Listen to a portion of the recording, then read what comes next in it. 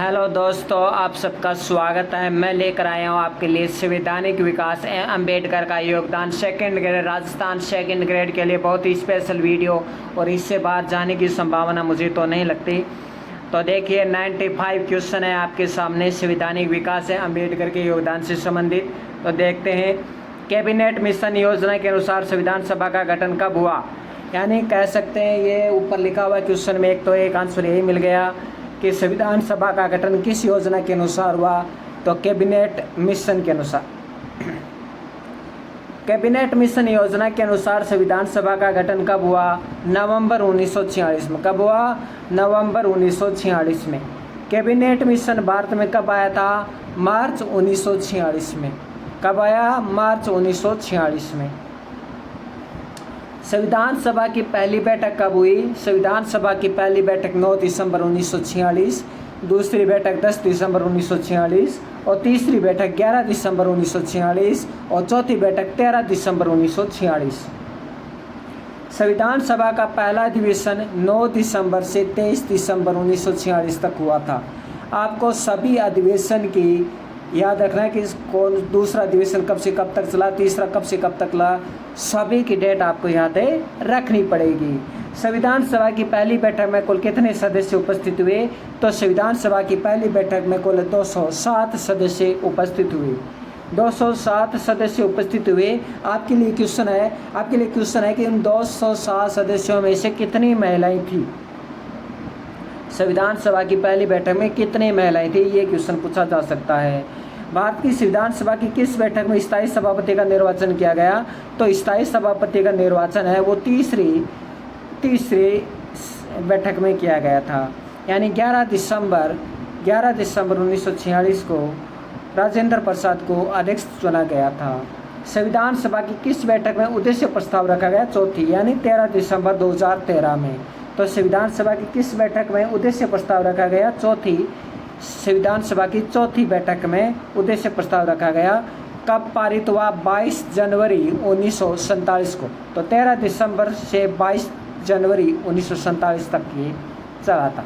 13 दिसंबर 1946 से 22 जनवरी 1947 तक चला। किसने BN राव की भारतीय संवैधानिक सभा का किसको बेनिगल नरसिंगल राव यानी BN राव को भारत की संविधान सभा का संवैधानिक सलाहकार नियुक्त किया था? तो भारत के गवर्नर जनरल लॉर्ड वेवेल ने बेनिगल नरसिंगल राव को भारत की संविधान सभा का संवैधानिक सलाहकार नियुक्त किया था। असत्य कथन आपको छांटने हैं। तो देखिए, संचालन समिति में 3 सदस्य थे, ये सही है। प्रक्रिया नियम समिति में 15 सदस्य थे, ये सही है। नियम समिति में ये सदस्य थे मेहरचंद खन्ना, गोपीचंद बारदोलाई, दीवान चमनलाल, ये नियम समिति में सदस्य थे, ये सही है। SC व ST समिति के अध्यक्ष वल्लभ भाई पटेल नहीं थे, ये गलत है। SC व ST अनुसूचित जाति अनुसूचित जनजाति समिति के अध्यक्ष वल्लभ भाई पटेल ही थे, जबकि इसने लिखा नहीं थे, इसलिए द गलत है। राष्ट्रीय ध्वज हेतु एड हॉक समिति का अध्यक्ष कौन था? एड हॉक को तदर्थ समिति कहते हैं। एड हॉक को तदर्थ कहते हैं हिंदी में, ये एड हॉक इंग्लिश में है। तो राष्ट्रीय ध्वज एड हॉक समिति का अध्यक्ष कौन था? राजेंद्र प्रसाद था।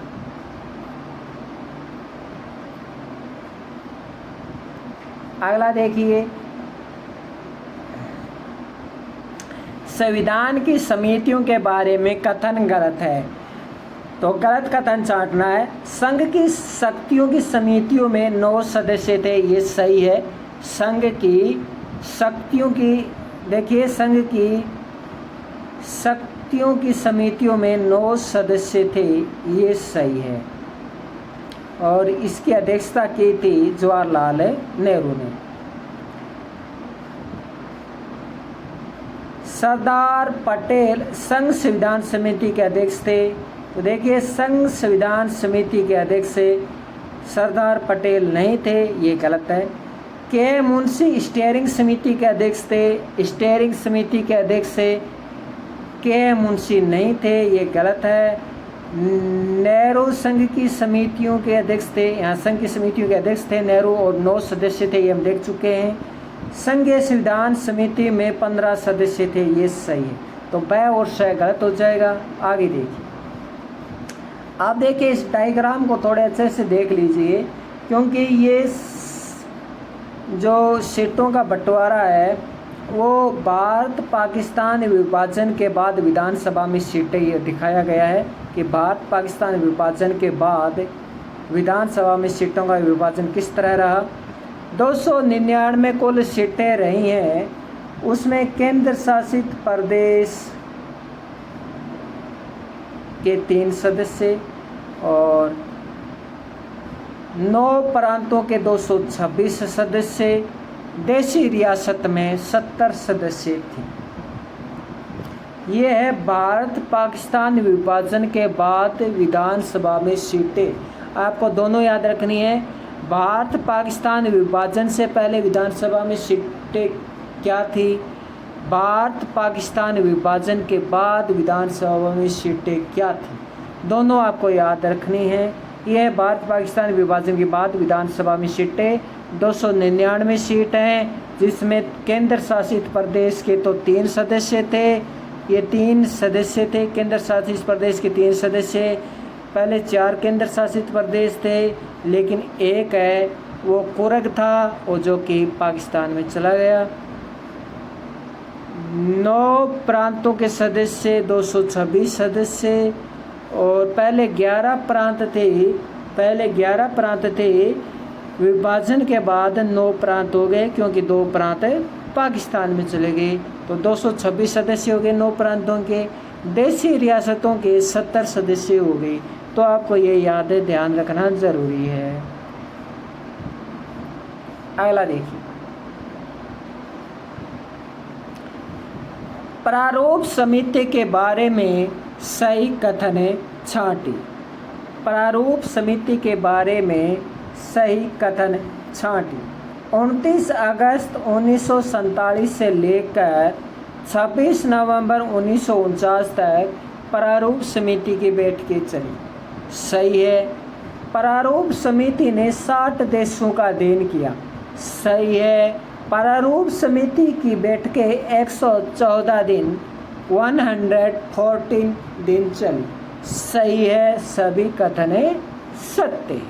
तो प्रारूप समिति की बैठक 29 अगस्त 1947 से लेकर 26 नवंबर 1949 तक चली। 30 अगस्त 1947 को भीमराव अंबेडकर को अध्यक्ष बनाया गया। प्रारूप समिति ने 60 देशों का अध्ययन किया। प्रारूप समिति की 114 दिन बैठकें हुई। सभी कथन सत्य है। अगला क्वेश्चन, भारतीय आंशिक रूप से कब लागू हुआ? 26 नवंबर 1949 को।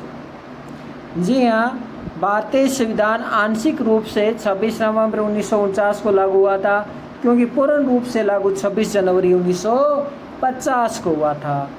संविधान सभा की अंतिम बैठक कब हुई? तो देखिए, संविधान सभा की अंतिम बैठक 24 जनवरी 1950 को हुई थी।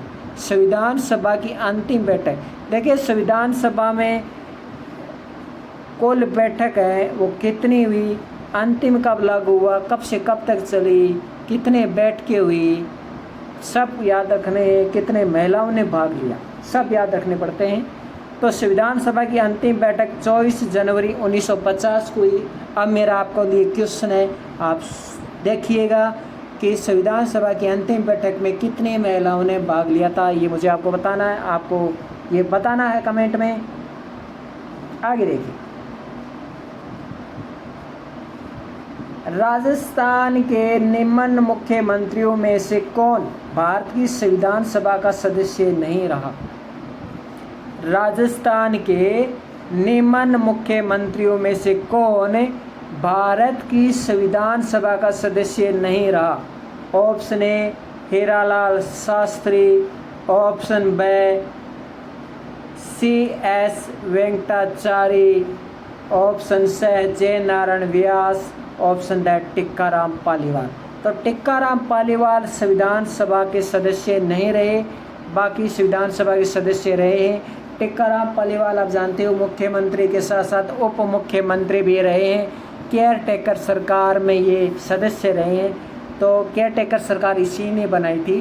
तो टिक्काराम पालीवाल हैं जो कि सदस्य नहीं रहे। हीरालाल शास्त्री रहे, जयनारायण व्यास रहे, CS वेंकटाचार्य भी रहे। भारतीय संविधान का प्रारूप किसके द्वारा तैयार किया गया था? तो BN राव, बेनीगल नरसिंगल राव। भारतीय संविधान के प्रारूप इसी ने तैयार किया था और भारतीय संविधान के सलाहकार भी यही रहे थे और वेवेल ने इसे बनाया था। संविधान सभा की प्रथम बैठक में उपसभापति किसे मनोनीत किया गया था? तो संविधान सभा की प्रथम बैठक में उपसभापति है वो फ्रैंक एंथोनी को बनाया गया था। 26 नवंबर 1949 तक संविधान सभा के कुल कितने सत्र हुए? तो 26 नवंबर तक पूछा है। 11 सत्र हुए। कितने सत्र हुए, कितनी बैठकें हुई? प्रारूप समिति जो भीमराव अम्बेडकर ने बनाई उसमें कितनी बैठकें हुई, कितने सत्र चले, कब से कब तक चले, सब कुछ याद रखना पड़ेगा। काफ़ी हार्ड टॉपिक है ये। 26 नवंबर 1949 तक संविधान सभा के कुल 11 सत्र हुए और 24 जनवरी 1950 तक के 12 सत्र हुए। संविधान सभा के मुख्य प्रारूप के रूप में किसे नियुक्त किया गया था? LN मुखर्जी। LN मुखर्जी संविधान सभा के मुख्य प्रारूपकार। देखिए संविधान सभा के प्रारूप किसने तैयार किया था? तो प्रारूप तो तैयार किया था BN राव ने। प्रारूप तो तैयार किया था संविधान सभा का BN राव ने, लेकिन मुख्य प्रारूपकार नियुक्त किसे किया गया था? वो किया गया था LN मुखर्जी को। कंफ्यूज नहीं होना है कि संविधान सभा का प्रारूप तैयार किया था BN राव ने, लेकिन संविधान सभा के मुख्य प्रारूपकार के रूप में नियुक्त किसे किया था? याद रखना, नियुक्त क्या किया गया था? नियुक्त। आपको वहाँ पे लिख कर दे देगा मनोनीत। बस एक शब्द की वजह से आपका प्रश्न गलत हो सकता है। तो सब कुछ एकदम प्रश्नों को ध्यान से पढ़ना है, उत्तर के साथ साथ प्रश्नों को भी ध्यान से पढ़ना है। संविधान सभा के मुख्य प्रारूप के रूप में, प्रारूपकार के रूप में नियुक्त किया गया था LN मुखर्जी को। 26 नवंबर 1949 को कुल कितने अनुच्छेद लागू हुए थे? क्या बात है, क्या बात है, बहुत ही बेहतरीन क्वेश्चन। तो 26 नवंबर 1949 को कुल कितने अनुच्छेद लागू हुए थे? 16। प्रारूप समिति, इसी का ये नाम मसौदा समिति है, इसी का ये नाम ड्राफ्ट समिति है। बताइए इसमें एकमात्र कांग्रेस के सदस्य कौन? KA मुंशी। KA मुंशी एकमात्र ऐसे सदस्य हैं। देखिए प्रारूप समिति में 7 सदस्य थे, आपको पता है, भीमराव अम्बेडकर को मिलाकर। और इन 7 सदस्यों में से KA मुंशी है वो एकमात्र कांग्रेस के सदस्य थे। KA मुंशी।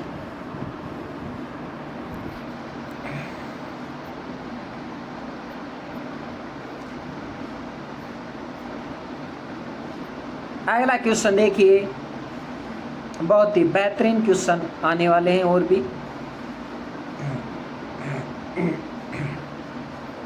संविधान सभा में कुल महिला 15 है। संविधान सभा में कुल महिला 15 थी। एकमात्र महिला जिसने देशी रियासतों का प्रतिनिधित्व किया था वो है एनी मसीकर ने देशी रियासतों का प्रतिनिधित्व किया था। संविधान सभा के प्रथम सत्र में कुल कितने सदस्यों ने भाग लिया था? तो संविधान सभा के प्रथम सत्र में कुल 207 सदस्यों ने भाग लिया था। 211 गलत है, 207 ने भाग लिया था। संविधान सभा की प्रथम बैठक में कुल कितने एक मिनट गड़बड़ हो जाती है अभी। संविधान सभा के प्रथम सत्र में 211 सदस्यों ने भाग लिया था, लेकिन संविधान सभा की प्रथम बैठक में कुल कितने सदस्यों ने भाग लिया था? 207 सदस्यों ने भाग लिया था। प्रथम सत्र, क्योंकि सत्र है वो लंबा चला था काफ़ी, और इसलिए उस सत्र में तो भाग लिया था 211 सदस्यों ने। प्रश्न आपके सामने आएगा अगर कि इस विधानसभा के प्रथम सत्र में कुल कितने सदस्यों ने भाग लिया था, तो आपको करना है 211। लेकिन आपसे पूछे कि विधानसभा की प्रथम बैठक में कुल कितने सदस्यों ने भाग लिया था, 207। अब इन दोनों में से ये क्वेश्चन तो आएगा नहीं, 211 वाला तो बिल्कुल नहीं पूछेगा। पूछेगा तो ये पूछेगा कि संविधान सभा की प्रथम बैठक में कुल कितने सदस्यों ने भाग लिया, 207। बस ये याद रखना है, एकदम ऑथेंटिक है, ये एग्जाम में आया हुआ क्वेश्चन है। संविधान सभा को हिंदुओं का निकाय किसने कहा था? लॉर्ड विस्काउंट ने। संविधान सभा को हिंदुओं का निकाय किसने कहा था? तो संविधान सभा को हिंदुओं का निकाय कहा था लॉर्ड विस्काउंट ने। संविधान सभा के चुनाव की प्रक्रिया 1935 के अधिनियम के तहत किस अनुसूची में थी? संविधान सभा के चुनाव की प्रक्रिया 1935 के अधिनियम के किस अनुसूची में थी? छठी अनुसूची में। Very important.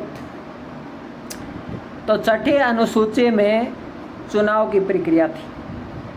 संविधान की प्रस्तावना हमारे दीर्घकालिक सपनों का विचार है। संविधान की प्रस्तावना हमारे दीर्घकालिक सपनों का विचार है। और इस संविधान का निर्माण से संबंधित है ये क्वेश्चन, क्योंकि प्रस्तावना का महत्वपूर्ण योगदान है हमारे संविधान के निर्माण में। क्योंकि प्रस्तावना का निर्माण नहीं किया जाता तो हमें नहीं पता चलता कि कौन से न्याय हैं, कौन कौन से समताएं हैं, कौन से बंधुता और समता न्याय इनको शामिल किया गया या नहीं, कौन कौन से टॉपिक से संबंधित अनुच्छेद बनाए गए या नहीं। अगर प्रस्तावना नहीं होती तो हमें बहुत दिक्कत होती बनाना। तो इसलिए कहा गया कि संविधान की प्रस्तावना हमारे दीर्घकालिक सपनों का विचार है। अलादी कृष्णा स्वामी अय्यर ने ये कहा था। संविधान सभा ने भारत की अंतरिम संसद के रूप में कब तक कार्य किया? तो देखिए प्रश्न को बहुत ही ध्यान से पूछा। थर्ड ग्रेड, जी हाँ, रीट जिसे कहते हैं, रीट में ये क्वेश्चन आया था कि संविधान सभा ने भारत की अंतरिम संसद के रूप में कब तक कार्य किया था। जो रीट का पेपर हुआ 2022 उसमें आया था 13 मई 1952 तक। तो संविधान सभा ने भारत की अंतरिम संसद के रूप में कब तक कार्य किया? 13 मई 1952। कहने का मतलब है कि संविधान सभा के रूप में अंतिम बैठक कब हुई थी? 13 मई 1952। उसके बाद तो आपको पता ही है राज्यसभा, लोकसभा ये बन गई थी, राज्यसभा का निर्माण हो गया था, आपको तो पता ही है। उसके बाद तो संविधान सभा ने भारत के अंतरिम संसद के रूप में कब तक कार्य किया? 13 मई 1952 तक अंतरिम संसद के रूप में कार्य किया था, क्योंकि संविधान सभा ही पहले संसद के रूप में कार्य किया करती थी।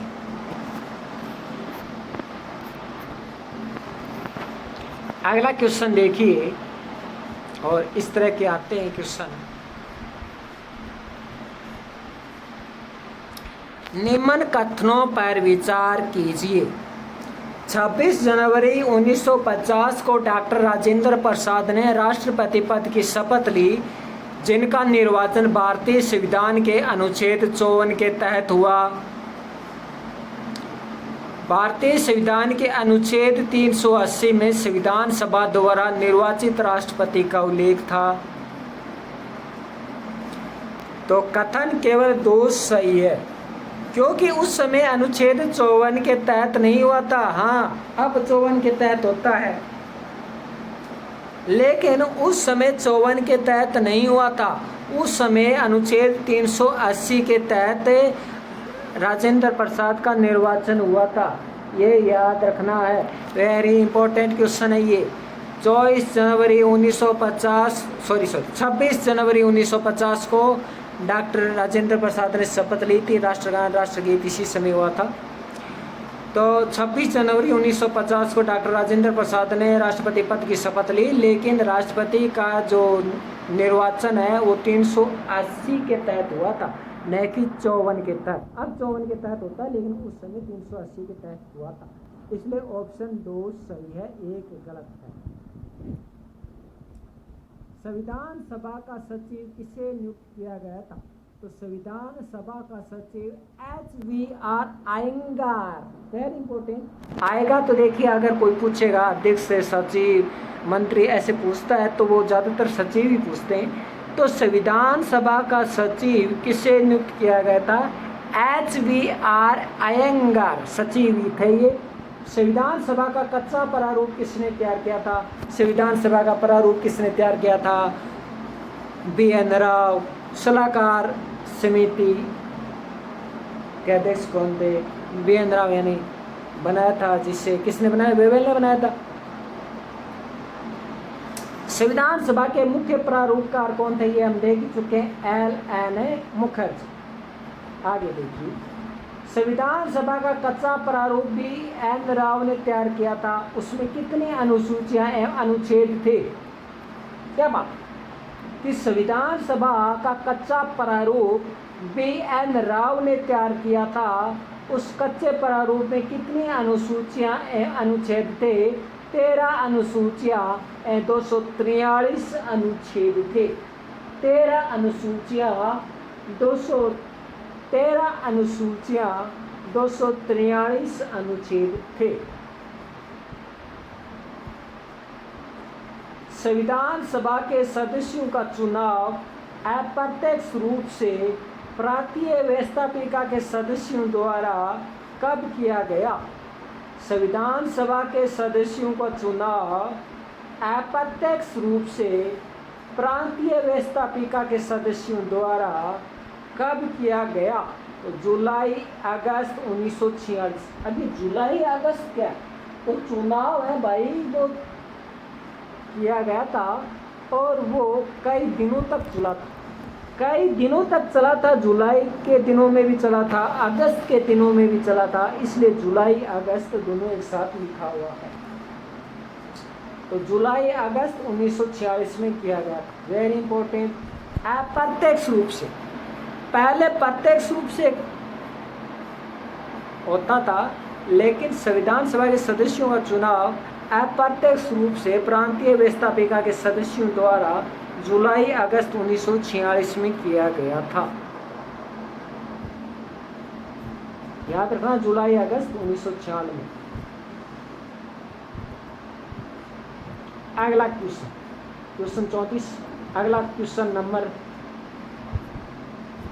34 के बाद 38 कैसे आया, देखता हूँ मैं जरा आगे।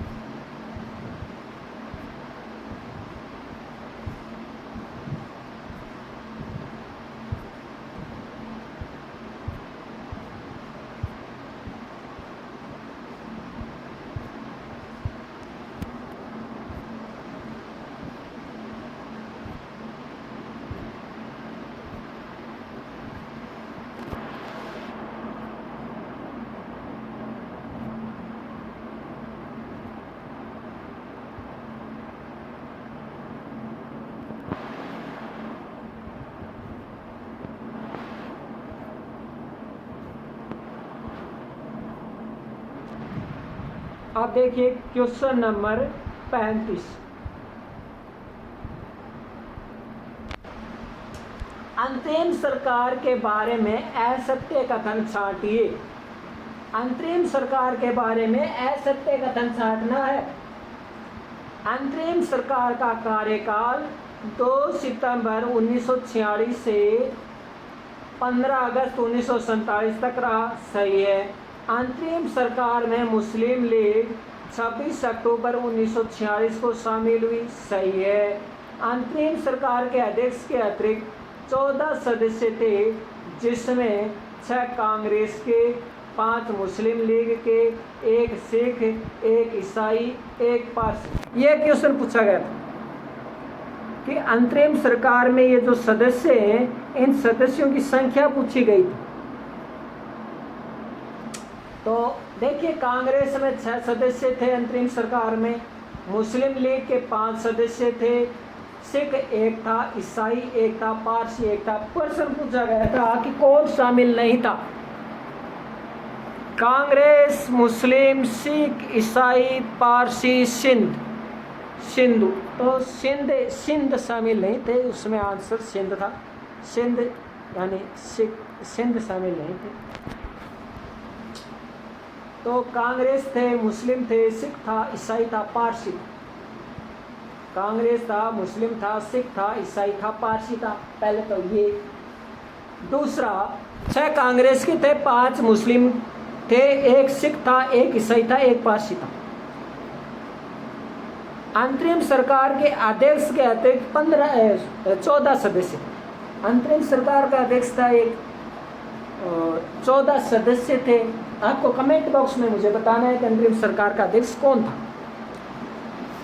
ऑप्शन द, अंतरिम सरकार के बारे में चर्चिल ने कहा कि एक सरकार 2 राष्ट्र चला रहे, एक सरकार को 2 राष्ट्र चला रहे।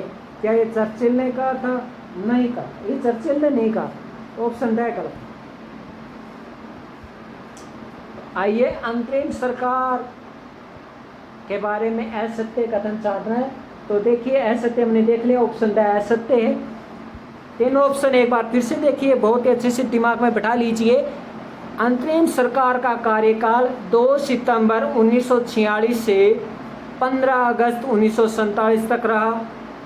अंतरिम सरकार में मुस्लिम लीग 26 अक्टूबर 1946 को शामिल हुई। अंतरिम सरकार में मुस्लिम लीग 26 अक्टूबर 1946 को शामिल हुई थी।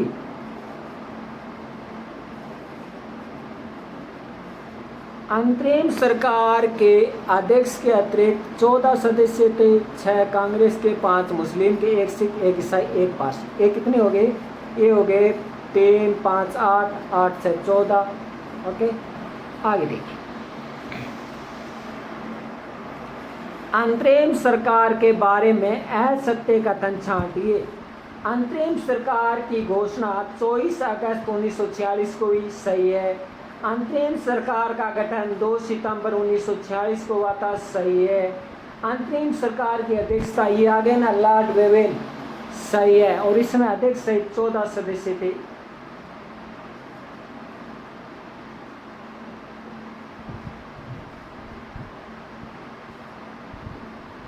अध्यक्ष सहित 14 सदस्य नहीं थे, अध्यक्ष के अतिरिक्त, अध्यक्ष के अतिरिक्त 14 सदस्य थे, सहित नहीं, रहित। 14 सदस्य थे, एक अध्यक्ष हो गए तो 15 हो गए ना। लेकिन ये पूछ रहा है कि इसमें अध्यक्ष सहित 14 सदस्य थे, कहने का मतलब है कि 14 सदस्य नहीं, 15। ऑप्शन द गलत हो जाएगा। तो अंतरिम सरकार की घोषणा तो 24 अगस्त 1946 को हो गई थी। 24 अगस्त 1946 को घोषणा हुई, गठन 2 सितंबर 1946 को हुआ, अध्यक्ष लॉर्ड वेवेल थे। आगे निम्न में से असुमेलित छांटिए। संघ शक्ति समिति के अध्यक्ष जवाहरलाल नेहरू थे, ये हम पहले ही देख चुके हैं। प्रक्रिया नियम समिति के अध्यक्ष राजेंद्र प्रसाद थे। अल्पसंख्यक एवं मूल अधिकार समिति के अध्यक्ष वल्लभ भाई पटेल थे, ये तो सही है। राष्ट्र ध्वज संबंधी तदर्थ समिति के अध्यक्ष जे.बी. कृपलानी थे, ये गलत है, पहले हम देख चुके हैं, राजेंद्र प्रसाद थे। तो इस तरह से ये क्वेश्चन कंप्लीट हुआ। आगे देखिए, 35 क्वेश्चन हो चुके हैं। आप देखिए 36वां क्वेश्चन।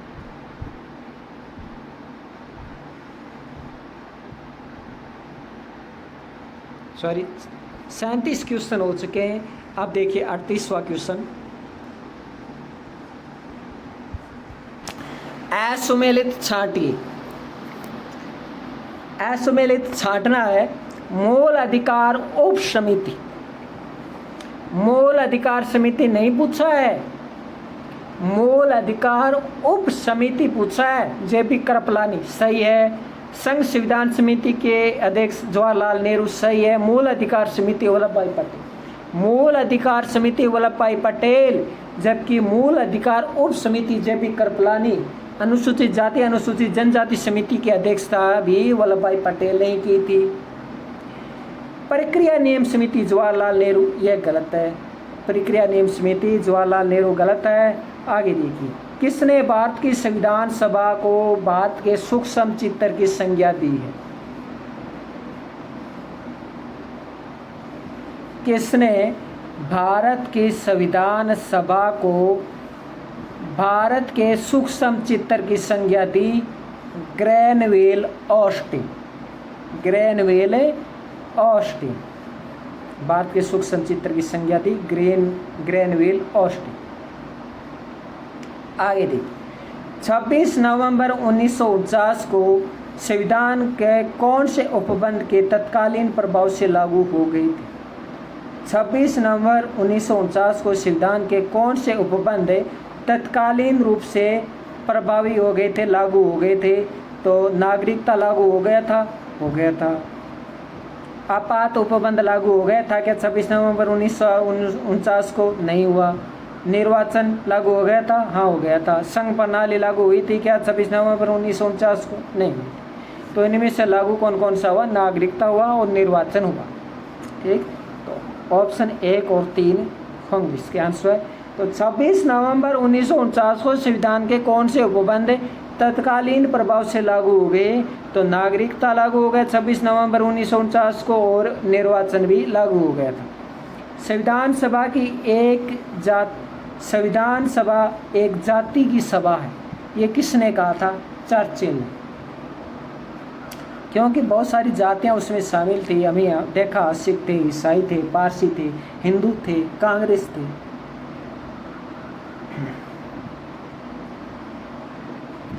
संविधान सभा की एक जाति की सभा है। संविधान सभा एक जाति की सभा चर्चित। किसने कहा कि अपना संविधान बनाते समय भारतीयों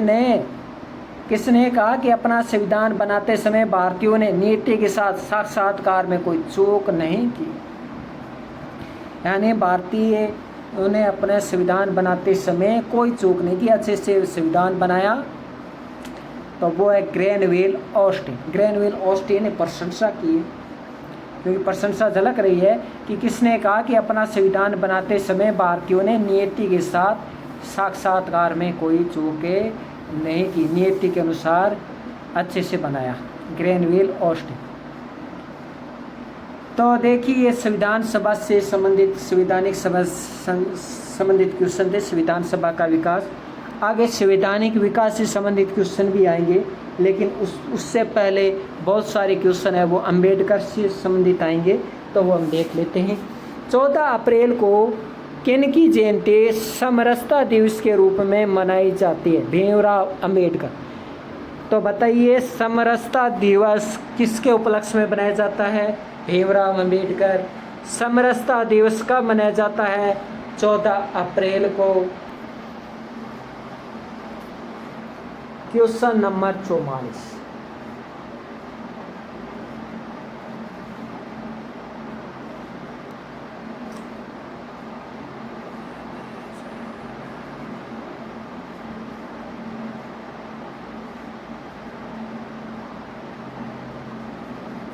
भीमराव अंबेडकर के बारे में सत्य कथन छाटिए। अंबेडकर को भारत का लिंकन कहा जाता है। सही है। अंबेडकर को भारत का लिंकन कहा जाता है। समरसता दिवस के रूप में मनाया जाता है। 20 जुलाई 1924 को बहिष्कृत हितकारिणी सभा की स्थापना हुई थी। कब हुई थी हितकारिणी सभा की स्थापना? बहिष्कृत हितकारिणी सभा की स्थापना किसने की थी? यही क्वेश्चन आ चुका है। ये क्वेश्चन फर्स्ट ग्रेड में आया था कि बहिष्कृत हितकारिणी सभा की स्थापना किसने की थी? भीमराव अंबेडकर ने। कब की थी? 20 जुलाई 1924 को। वर्ष 1926 में अंबेडकर बम्बई विधान परिषद के सदस्य मनोनीत हुए। कब मनोनीत हुए? 1926 में बम्बई विधान परिषद के सदस्य मनोनीत हुए। अप्रैल 1925 में अंबेडकर ने नेपाना नामक स्थान पर प्रांतीय दलित वर्ग की स्थापना की। अप्रैल 1925 में अंबेडकर ने नेपाना नामक स्थान पर प्रांतीय वर्ग की स्थापना की। अंबेडकर ने मदद सत्याग्रह के माध्यम से दलित वर्गों को संगठित करने का प्रयास किया, यानी दलित वर्गों को संगठित संघर्ष की प्रेरणा दी। तो सभी ऑप्शन अ ब स द ये ऑप्शन नंबर सही है, यानी सभी ऑप्शन सही हैं। ऑप्शन नंबर 3 इसमें सही है, अ ब स द ये सभी सत्य हैं। तो देखिए, अंबेडकर को भारत का लिंकन कहा जाता है। 20 जुलाई 1924 को बहिष्कृत हितकारिणी सभा की स्थापना की। वर्ष 1926 में अंबेडकर बम्बई विधान परिषद के सदस्य मनोनीत हुए। अप्रैल 1925 में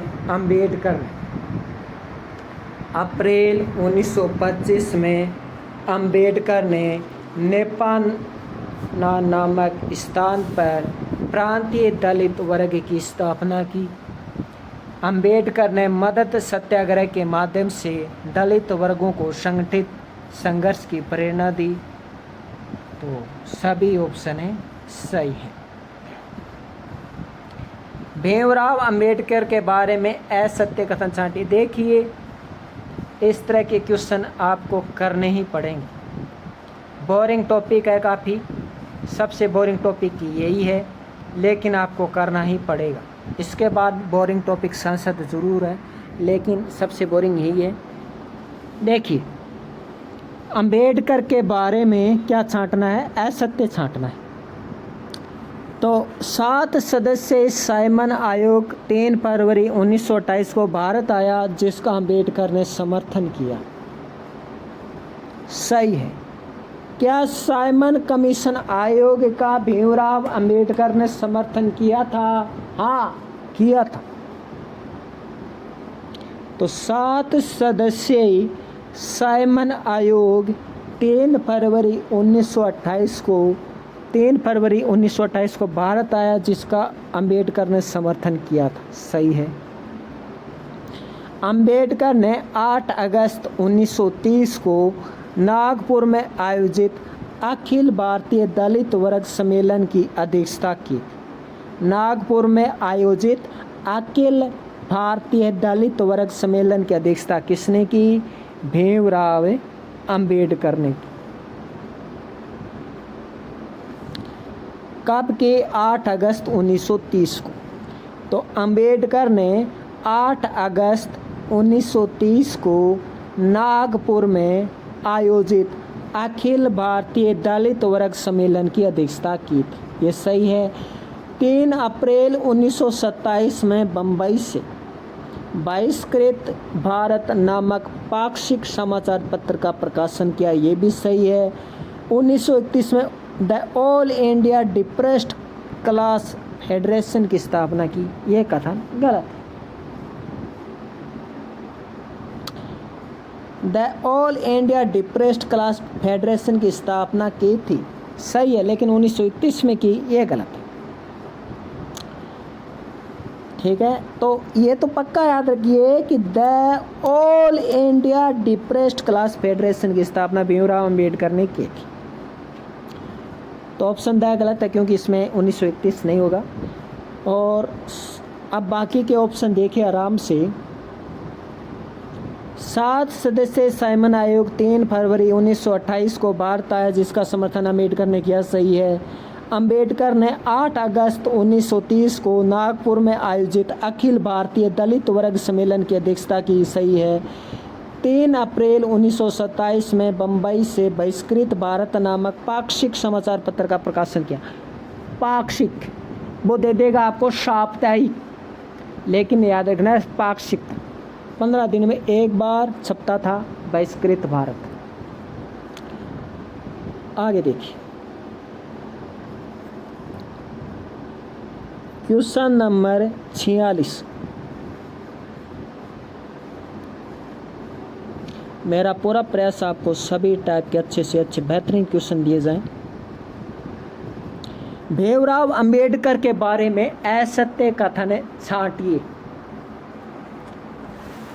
तो देखिए अंबेडकर ने तीनों गोल मेज सम्मेलन में दलित वर्गों के प्रतिनिधि के रूप में भाग लिया था। सही है, अंबेडकर ने तीनों गोल मेज सम्मेलन में भाग लिया, जैसे कि बीकानेर के शासक भाग लिया था ना तीनों गोल मेज सम्मेलन में। ऐसे गांधी जी ने दो में ही सम्मेलन लिया, गांधी जी ने दो सम्मेलनों में भाग लिया था।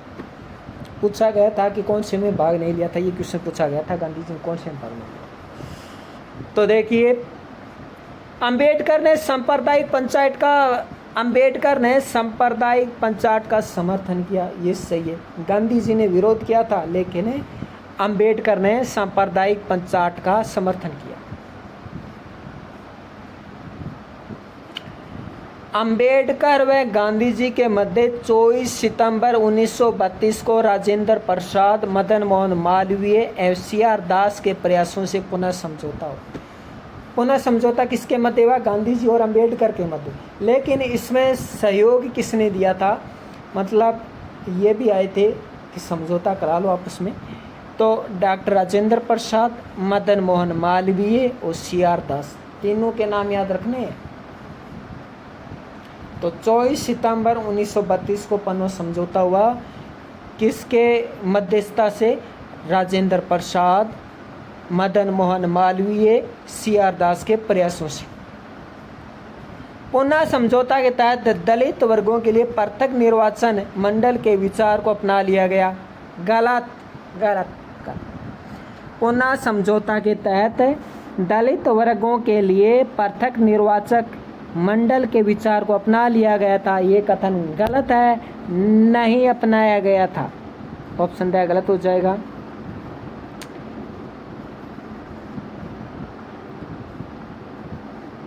अगला क्वेश्चन, पुनः समझौता के बारे में असत्य कथन छांटिए। एक बार फिर से पुनः समझौता आ गया। प्रांतों में दलित वर्गों हेतु तो आरक्षित सीटों को 71 से बढ़ाकर 147 कर दिया गया। पृथक निर्वाचन प्रणाली नहीं अपनाई, लेकिन आरक्षित सीटें हैं वो 71 से 147 जरूर कर। गांधी जी ने कहा हम पृथक निर्वाचन तो नहीं, आप ये बात तो नहीं मानेंगे, लेकिन जो आरक्षित सीट है ना दलित वर्ग के लिए, वो 71 से हम 147 कर देंगे। बस इतना तो जरूर खुश कर देंगे आपको अम्बेडकर जी। पृथक मंडल निर्वाचन का विचार तो त्याग दिया गया था, ये तो ठीक है, सही है।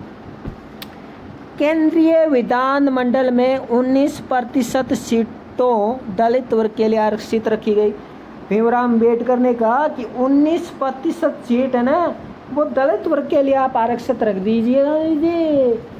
तो ठीक है, हम 19% रख देते हैं, ये समझौता मान लिया गांधी जी। दिसंबर 1932 पुनः समझौता हुआ। यार कहाँ पुनः समझौता हुआ दिसंबर में? अभी देखा सितंबर में हुआ था पुनः समझौता। तो देखिए पुनः समझौता के बारे में ये पर्सन वेरी इंपॉर्टेंट। प्रांतों में दलित वर्गों हेतु आरक्षित सीटों को 71 से बढ़ाकर 147 कर दिया गया। पृथक मंडल निर्वाचन का विचार त्याग दिया गया। केंद्रीय विधान मंडल में 19% सीटें दलित वर्गों के लिए आरक्षित रखी गई। ठीक है, ड गलत है। आगे देखिए, भीमराव अंबेडकर के बारे में असत्य कथन आपको छांटना है। अगस्त 1936 में इंडिपेंडेंट लेबर पार्टी की स्थापना की। सही है। देखिए कौन कौन सी पार्टी की स्थापना की, कौन कौन सी संस्था की स्थापना की, कौन से समाचार पत्र प्रकाशित किए, जैसे मुख्य समाचार पत्र, बहिष्कृत भारत सभा समाचार पत्र, ये याद रखने हैं आपको। और इसके अलावा बुक भी आएंगी आगे देखिए। तो अगस्त 1936 में इंडिपेंडेंट लेबर पार्टी की स्थापना की। सही है। लेबर पार्टी को 1942 में अखिल भारतीय अनुसूचित जाति में संघ में बदल दिया गया। अनुसूचित जाति संघ में बदल दिया गया। तो लेबर पार्टी जिसकी स्थापना इंडिपेंडेंट लेबर पार्टी जिसकी स्थापना अगस्त 1936 में हुई थी, उसे 1942 में अखिल भारतीय अनुसूचित जाति संघ में बदल दिया गया। वेरी इंपॉर्टेंट फैक्ट है ये। भीमराव अंबेडकर को पवित्र दस्तावेज की संज्ञा दी जाती है। भीमराव अंबेडकर ने संविधान को पवित्र दस्तावेज की संज्ञा दी। सही है। अंबेडकर को भारत का मार्टिन लूथर नहीं कहा जाता है। अरे कहा जाता है, कैसे नहीं कहा जाता, कहा जाता है। अंबेडकर को भारत का मार्टिन लूथर कहा जाता है, जबकि इसने कहा है कि नहीं कहा जाता, तो ये बात तो गलत हो गई। अगला क्वेश्चन देखिए, प्रश्न नंबर 49।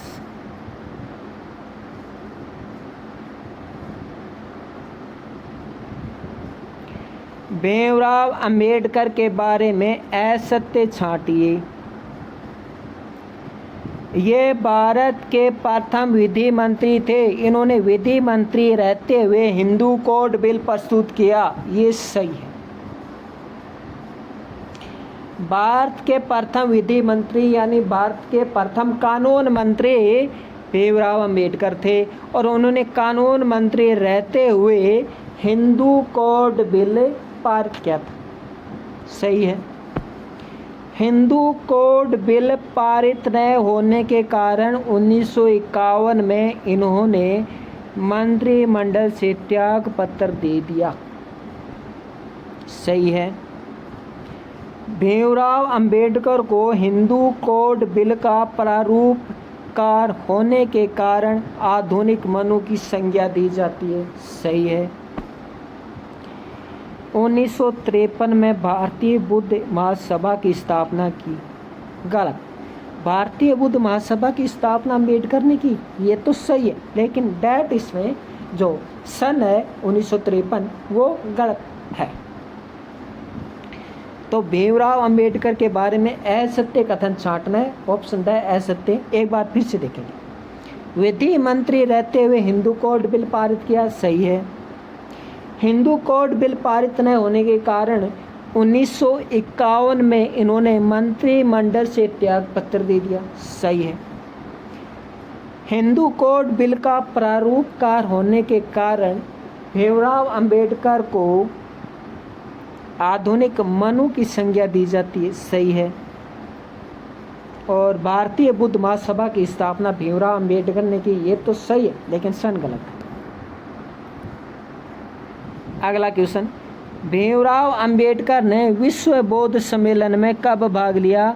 तो 15 नवंबर 1956 में, और 1956 में इन्होंने बोधिसत्व की उपाधि धारण की। तो भीमराव अंबेडकर ने विश्व बौद्ध सम्मेलन में कब भाग लिया? भीमराव अंबेडकर ने विश्व बौद्ध सम्मेलन में कब भाग लिया? तो भीमराव अंबेडकर ने 15 नवंबर 1956 में भाग लिया। अनुच्छेद 21 को संविधान का मेघना काटा किसने कहा? भीमराव अंबेडकर ने कहा। भीमराव अंबेडकर ने संविधान का मेघना काटा अनुच्छेद 21 को कहा, और संविधान की आत्मा अनुच्छेद 32 को कहा।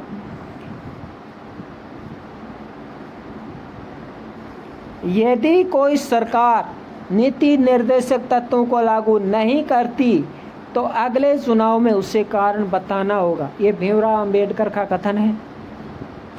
भीमराव अंबेडकर ने किस अनुच्छेद को सुरक्षा का पाठ कहा? अनुच्छेद 356 को। भीमराव अंबेडकर ने किस अनुच्छेद को सुरक्षा का पाठ कहा? अनुच्छेद 356 को। क्वेश्चन नंबर 54, आपातकाल के समय संघात्मक रूप एकात्मक हो जाता है, ये किसने कहा? भीमराव अंबेडकर ने। आपातकाल के समय संघात्मक रूप एकात्मक हो जाता है, ये भीमराव अंबेडकर ने कहा। यानी कहने का मतलब आपातकाल के समय राज्य और केंद्र शासित प्रदेश हैं सब एक हो जाते हैं, सरकार सब एक हो जाती है। आगे देखिए अगला क्वेश्चन, 55 नंबर क्वेश्चन।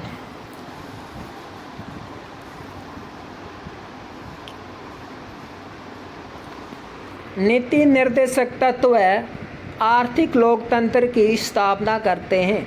नीति निर्देशक तत्व आर्थिक लोकतंत्र की स्थापना करते हैं। यह कथन किसका है? भीमराव अंबेडकर का। भारतीय संविधान को संघात्मक ढांचे में नहीं डाला गया है, ये एकीकृत और संघात्मक दोनों ही है। कहने का मतलब है कि भारतीय संविधान को सिर्फ संघात्मक में ही नहीं बल्कि एकात्मक और संघात्मक दोनों रूपों में डाला गया है। तो ये कथन भीमराव अंबेडकर का है। अब देखिए भीमराव अंबेडकर द्वारा कुछ समाचार पत्र देख लीजिए और साथ में मैंने सन भी दिए हुए हैं, अगर सन आ गया तो आप कर पाएँ। मूक नायक 1920।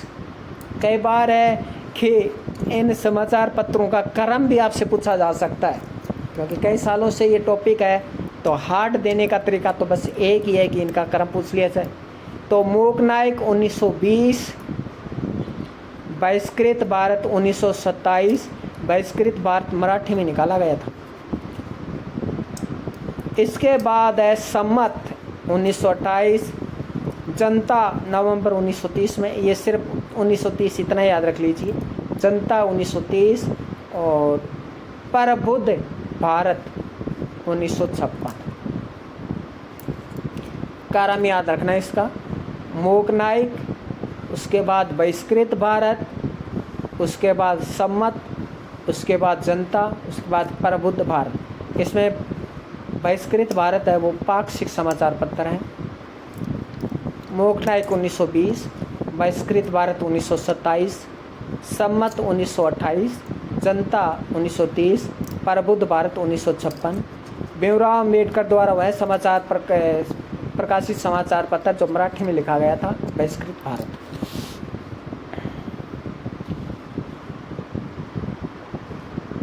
अगला क्वेश्चन, यह प्रस्तावना सदन के प्रत्येक सदस्य की इच्छा को समेटती है।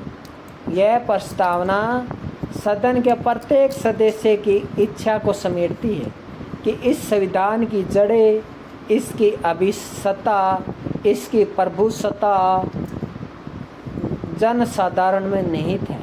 यह कथन किसका है? भीमराव अंबेडकर का। यह प्रस्तावना सदन के प्रत्येक सदस्य की इच्छा को समेटती है कि इस संविधान की जड़ें, इसकी अभिसत्ता, इसकी प्रभुसत्ता जन साधारण में निहित है। यह कथन भीमराव अंबेडकर का बहुत ही अच्छा कथन है, ये आने की संभावना है। अगला देखिए क्वेश्चन,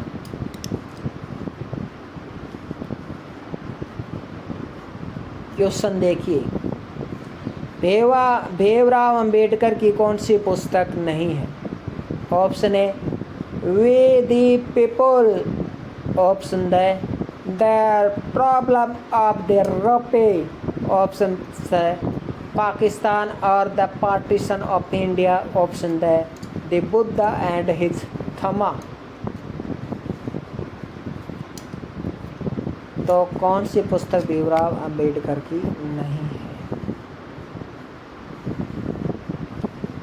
तो देखिए भीमराव अंबेडकर की पुस्तक सभी हैं भाई, सभी हैं। ये वे द पीपल है, पाकिस्तान और the partition of India, the Buddha and his Dhamma, the problem of the rupee, सभी हैं भाई। ये क्वेश्चन आपको बोनस दिया जाएगा। आगे देखिए कौन सी पुस्तकें भीमराव अंबेडकर की हैं? Thoughts and linguistic states, thoughts on linguistic states, Gandhi and Gandhism, federation and freedom, उपयुक्त सभी हैं। जितने भी महत्वपूर्ण पुस्तकें हैं मैंने बता दी। वे द पीपल थे, problem of the rupee, Pakistan और the partition of India, the Buddha and his Dhamma, thoughts on linguistic states, Gandhi and Gandhism, federation and freedom, उपयुक्त सभी पुस्तकें भीमराव अंबेडकर की हैं। तो पुस्तक, समाचार पत्र, संगठन इन और क्या क्या प्रयास किए अनुसूचित जाति के लिए, कौन सा सम्मेलन हुआ गांधी जी के साथ, कौन कौन से इसमें सहयोग दिया, सब कुछ हम पढ़ चुके हैं जितने भी महत्वपूर्ण थे। आगे देखिए, आप एक बार फिर से क्वेश्चन देखिए। रेगुलेटिंग एक्ट 1973 क्यों आया था?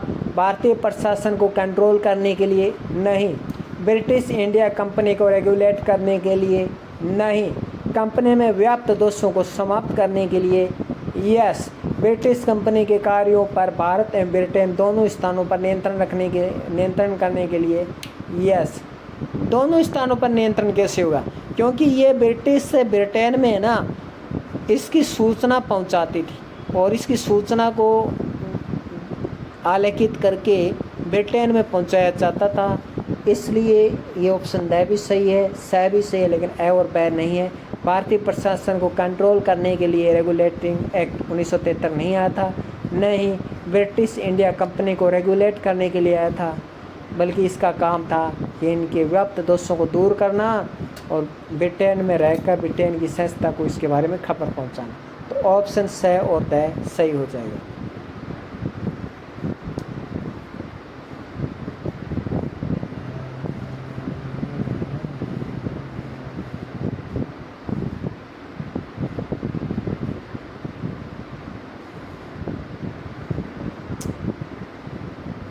अगला क्वेश्चन देखिए, 1773 के रेगुलेटिंग एक्ट के बारे में सत्य कथन छांटिए। बम्बई तथा मद्रास प्रेसिडेंसी को बंगाल प्रेसिडेंसी के अधीन कर दिया गया, सही है।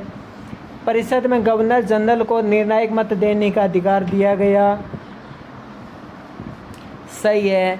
गवर्नर जनरल की कार्यकारी परिषद में 4 सदस्य थे, फिलिप्स, फ्रांसिस, क्लेवरिंग, मॉनसन, बर्वेल, सही है। व्यापार की सूचनाएं क्राउन को देना अनिवार्य कर दिया गया, सही है। सभी सही हैं भाई, सभी सही हैं। तो 1773 का रेगुलेटिंग एक्ट के बारे में एक बार फिर से देखिए। बम्बई तथा मद्रास प्रेसिडेंसी को बंगाल प्रेसिडेंसी के अधीन कर दिया गया, सही है, क्योंकि इससे पहले स्वतंत्र थे। परिषद में गवर्नर जनरल को निर्णायक मत देने का अधिकार दिया गया, सही है। गवर्नर जनरल की कार्यकारी परिषद में 4 सदस्य थे, ये सही है। और फिलिप, फ्रांसिस, क्लेवरिंग, मॉनसून, बेवरेल, ये 4 सदस्य हैं। व्यापार की सूचनाएं क्राउन को देना अनिवार्य था, वो तो अनिवार्य था ही, क्योंकि शुरू में क्राउन ही चलता था।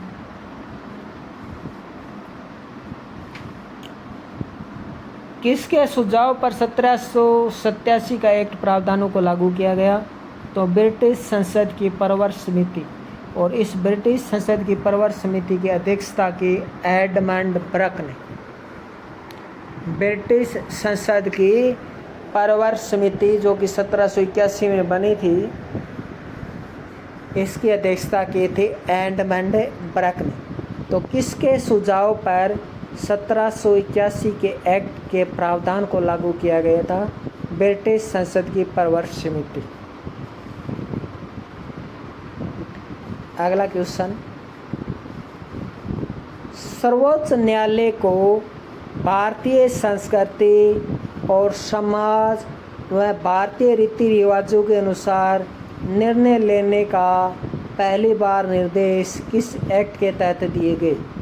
सर्वोच्च न्यायालय को भारतीय संस्कृति और समाज व भारतीय रीति रिवाजों के अनुसार निर्णय लेने का पहली बार निर्देश किस एक्ट के तहत दिए गए? 1781 एक्ट के तहत। 1781 के एक्ट के बारे में सत्य कथन आपको छांटना है।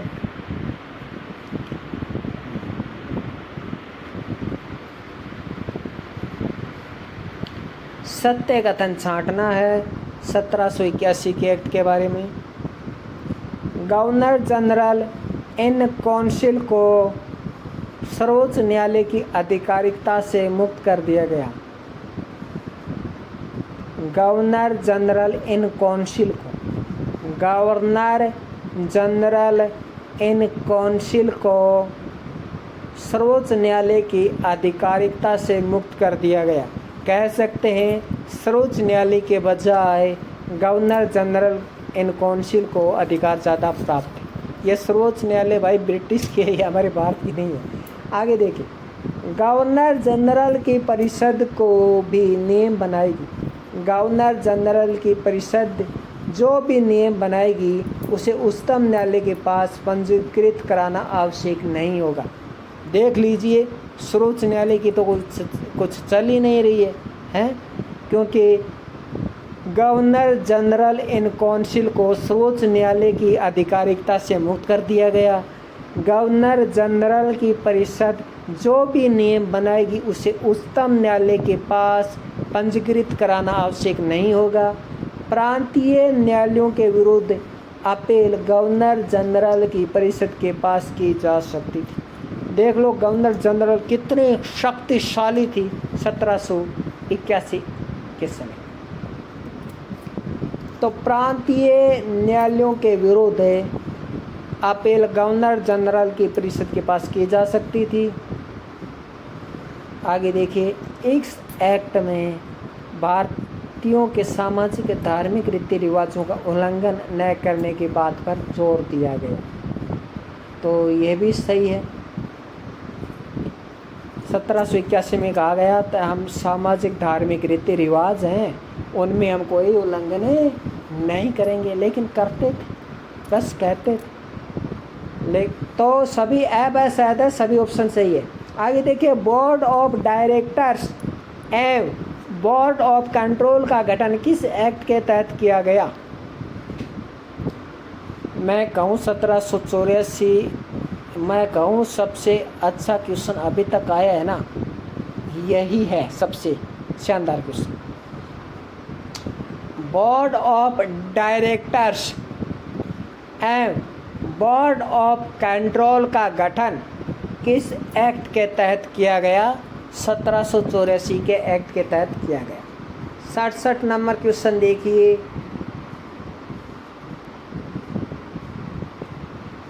सत्य कथन छांटिए।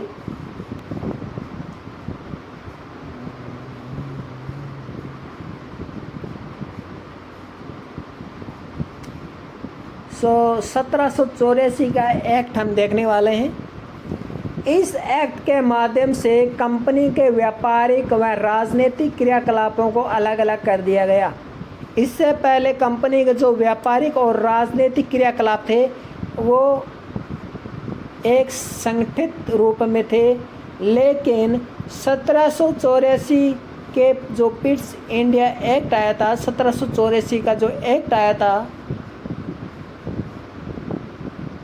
पिट्स इंडिया एक्ट, उसके तहत व्यापारिक एवं राजनीतिक क्रियाकलापों को अलग अलग कर दिया गया। इन दोनों के पर्यवेक्षण हेतु 6 सदस्यीय बोर्ड ऑफ कंट्रोल की स्थापना की गई। ये सही है। इन दोनों के ऑब्जर्वेशन हेतु 6 सदस्यों वाला एक बोर्ड बनाया गया। एक 6 सदस्यों वाला बोर्ड ऑफ कंट्रोल की स्थापना हुई। ये सही है। बोर्ड ऑफ कंट्रोल की अनुमति के बिना गवर्नर जनरल को किसी भी विदेशी निवेश के साथ संघर्ष आरंभ करने व सहायता का आश्वासन देने का अधिकार नहीं था। ये भी सही है।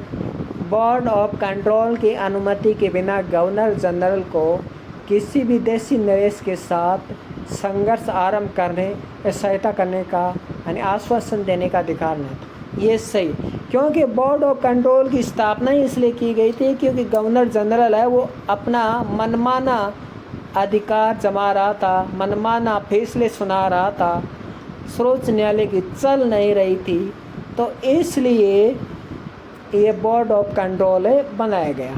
ताकि हमें बोर्ड ऑफ कंट्रोल की स्थापना क्यों की गई थी? ताकि गवर्नर जनरल के कार्यों को सीमित रखा जा सके। गवर्नर जनरल की कार्यकारिणी परिषद सदस्यों की संख्या 4 से घटाकर 3 कर दी गई। सही है। पहले गवर्नर जनरल की कार्यकारिणी परिषद में 1784 से पहले गवर्नर जनरल की कार्यकारिणी परिषद में सदस्यों की संख्या 4 थी, लेकिन 1784 के पिट्स इंडिया एक्ट के तहत गवर्नर जनरल की कार्यकारिणी परिषद में सदस्यों की संख्या 4 से 3 कर दी गई। मेरा क्वेश्चन ये है कि ये 4 सदस्य कब हुए थे? गवर्नर जनरल की कार्यकारिणी परिषद में 4 सदस्य किस एक्ट के तहत थे? गठन किया गया था इनका, बताना है आपको। अगला देखिए, किस एक्ट के तहत गवर्नर जनरल को विशेष परिस्थितियों में अपने परिषद के निर्णयों को निरस्त कर अपने निर्णयों को लागू करने का अधिकार प्रदान किया गया। 1786 का एक्ट। यानी गवर्नर जनरल है वो अपने कार्यकारिणी परिषद में क्या करते थे, यानी जो भी 2 अलग सदस्य थे, पहले तो 4 हुआ थे लेकिन गवर्नर जनरल सहित अब 2 सदस्य रह गए। अब उन 2 सदस्यों की बात भी नहीं मानते। जो 2 सदस्य गवर्नर जनरल कार्यकारिणी परिषद थे उनकी गवर्नर जनरल सुनता ही नहीं था। बोले भाड़ में जाओ, मैं तुम्हारे अधिकार जो भी तूने निर्णय सुनाए हैं मैं उनको निरस्त करता हूँ और निरस्त करके विशेष परिस्थितियों में मैं ये अधिकार लागू करता हूँ। तो ये 1786 का एक्ट था जिसमें गवर्नर जनरल के जो फैसले हैं उनको भी दरकिनार कर दिया, उनको भी नहीं माना। ये 1786 का एक्ट बहुत अच्छा क्वेश्चन था। क्वेश्चन नंबर 69, किस एक्ट के तहत गवर्नर जनरल को कमांडर इन चीफ बना दिया गया? तो 1786 के एक्ट में। क्योंकि पहले गवर्नर जनरल ही था, लेकिन कमांडर इन चीफ बनने के बाद ये तो किसी की सुनता ही नहीं था। अब तो बोर्ड ऑफ कंट्रोल भी बेचारी कुछ नहीं कर सकती थी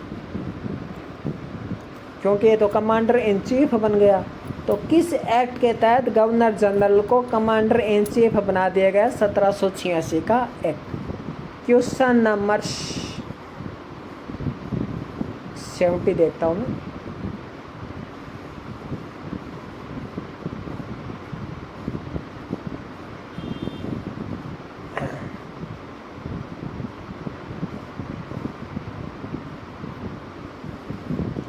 क्वेश्चन नंबर 70 थोड़ा धुंधला है लेकिन मैं बहुत ही आराम से पढ़ूंगा, आपको घबराने की कोई ज़रूरत नहीं है। बहुत ही आराम से पढ़ने वाला हूं मैं। 1793 यानी 1793 का एक्ट के बारे में सत्य कथन बताना है। नियंत्रक मंडल के सदस्यों को भारतीय राजस्व से वेतन देने की घोषणा की गई। यानी 1793 के एक्ट के तहत जो नियंत्रक मंडल के सदस्य थे उनको वेतन भारतीय राजस्व से दिया जाता था। सभी कानूनों एवं विनियमों की व्याख्या का अधिकार न्यायालय को प्रदान किया गया। दोनों कथन सत्य। लेकिन 1793 से पहले यह अधिकार सर्वोच्च न्यायालय को नहीं था, लेकिन 1793 में देखिए सर्वोच्च न्यायालय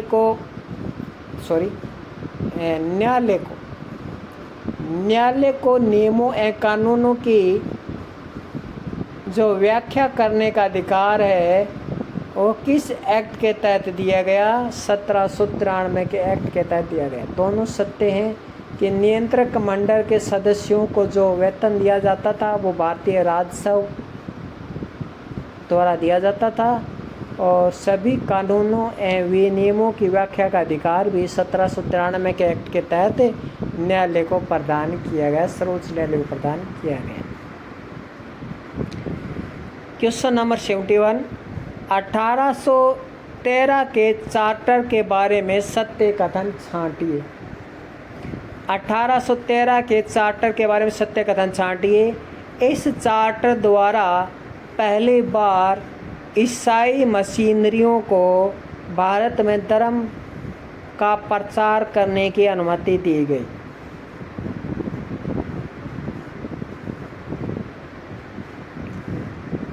सत्य है।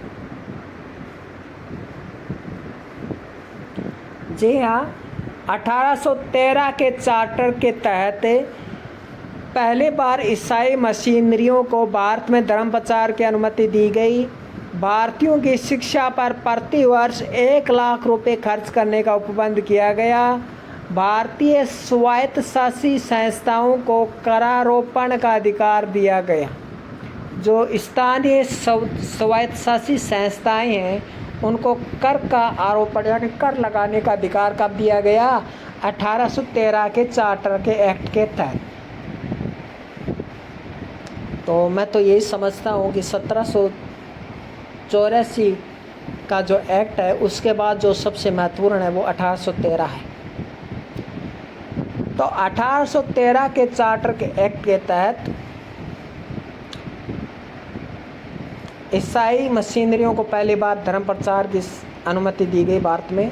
1813 के चार्टर के एक्ट के तहत ही शिक्षा पर, भारतीय लोगों की शिक्षा पर 1 लाख रुपए खर्च करने का आश्वासन दिया गया और स्थानीय स्वायत्त शासी संस्थाओं को करारोपण का अधिकार भी 1813 के एक्ट के तहत दिया गया।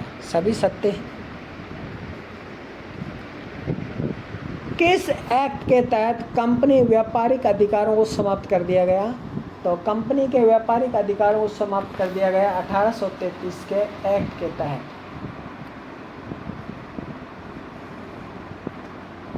जो ईस्ट इंडिया कंपनी व्यापार करती थी उसको समाप्त कर दिया 1833 के एक्ट के तहत।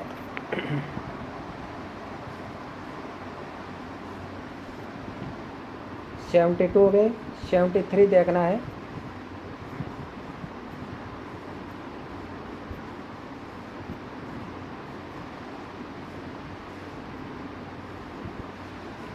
अगला क्वेश्चन देखिए।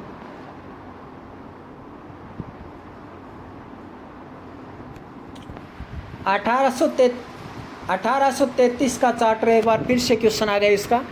1833 के चार्टर के नियम यानी एक्ट के बारे में सत्य कथन छांटिए। बंगाल के गवर्नर जनरल को संपूर्ण भारत का गवर्नर जनरल बना दिया गया। तो बताइए, बंगाल के गवर्नर जनरल को संपूर्ण भारत का गवर्नर जनरल कब बना दिया गया? 1833 में। परिषद गवर्नर जनरल को पूरे भारत के लिए कानून बनाने का अधिकार प्रदान किया गया। ये सत्य है। 1833 के चार्टर एक्ट के तहत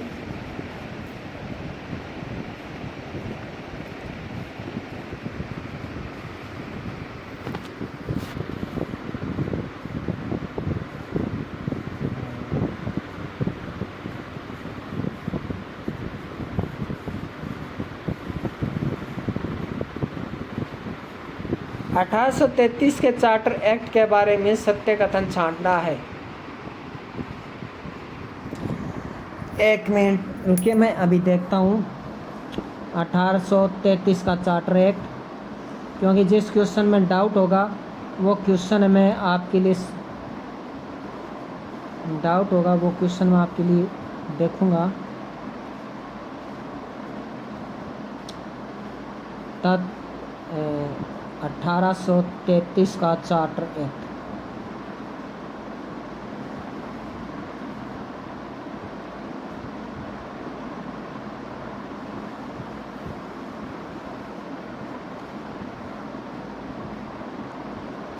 तो बंगाल के गवर्नर जनरल को भारत का गवर्नर जनरल बना दिया गया, ये तो सत्य है। व्यापारिक अधिकार समाप्त कर दिए गए थे इसके तहत, ये हम देख ही चुके हैं। खुली प्रतियोगिता का प्रयास किया गया था, यानी जो सिविल सेवकों का चयन हुआ था वो इसके तहत हो गया था शुरू। और भारत में दास प्रथा को भी समाप्त करने का इस एक्ट के तहत भारत में दास प्रथा को भी समाप्त कर दिया गया 1833 में।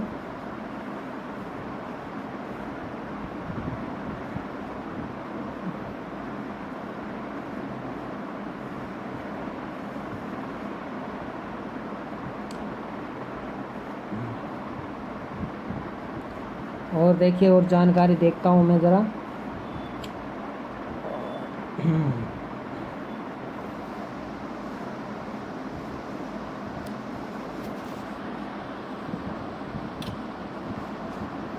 सत्य है। परिषद जब पूरे भारतीय कानून बनने का अधिकार दिया गया, ये भी सत्य है। सभी सत्य है, सभी सत्य है। और गवर्नर जनरल की परिषद द्वारा पारित कानून को अधिनियम कहा जाने लगा। यहाँ जी हाँ, 1833 के एक्ट के तहत अधिनियम कहा जाने लगा, ये भी सत्य है। ए और ब और द तो सत्य हैं, स सत्य या नहीं। देखिए ए और ब और द ऑप्शन आप ज़रूर याद रखें, ये सत्य है।